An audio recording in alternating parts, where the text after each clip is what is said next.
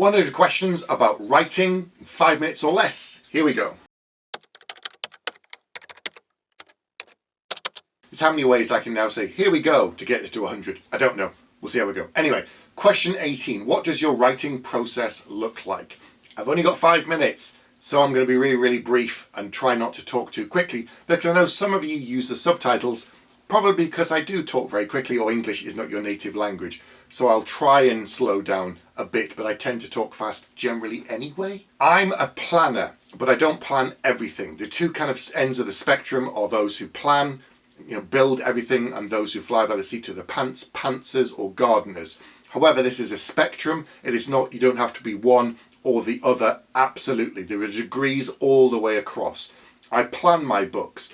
I'm constantly gathering ideas and I'm scribbling things down on my phone, on bits of paper, on post-it notes, and I add them to a file in the computer and I flesh them out. And I'm doing this all of the time for multiple ideas, kind of building world bibles, building scenes and characters, and gradually piecing things together. And as I start to come to the end of one project, I'm thinking about what next, which of the ones in my kind of files is appealing to me most of all. That's the one I'll then start. I'll then plan in more detail. I'll plan the beginning, the middle, the end, and I'll do a number of milestones along the way. Then I'll start doing a little bit more information. I won't do every chapter and bullet list it out. I know some people do that, but I find that very dry. I keep it a lot more general of this is what's going to happen over these kind of first few chapters and then the next few chapters, and then the rest is a little bit more vague, but I know what I'm working towards. And as I start to work through the book, I can see what's building and I add to the next kind of third of the book, and as I go on again to the final third, usually it could be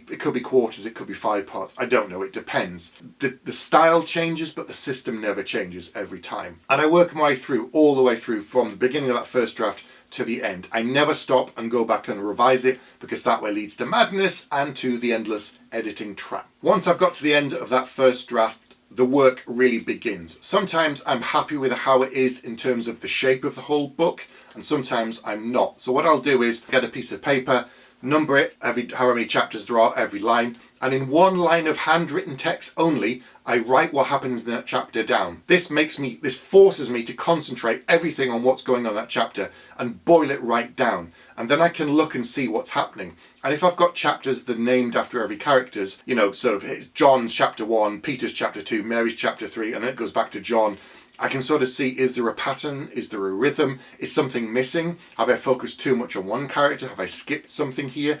And it allows me to kind of track the character arcs. There are lots of fancy software you can use online, Scrivener and everything else. Or you can put cards up on a whiteboard and move things around, and bits of string if you want. Sylvia, this name keeps coming up over and over again every day. Pepe's man. Whatever system works for you. For me, this is how I do it. It allows me to have the whole story on 2 bits of paper usually, right in front of me, and I can look at it. And then I can start to move things around and play with things and flesh things out and say, this bit is a bit slow, this bit, there's not enough going on here, now I need more depth. Then I revise the book. Then I'll get someone else to read it. Then I'll revise the book again. And it's just a lot of clarifying the idea to get it as close to what I had originally when I envisioned the story in my head. So I say to myself, I gotta find this guy. I gotta go up to his office. I gotta put his mail in the guy's goddamn hands. Otherwise he's never gonna get it. He's gonna keep coming back down here.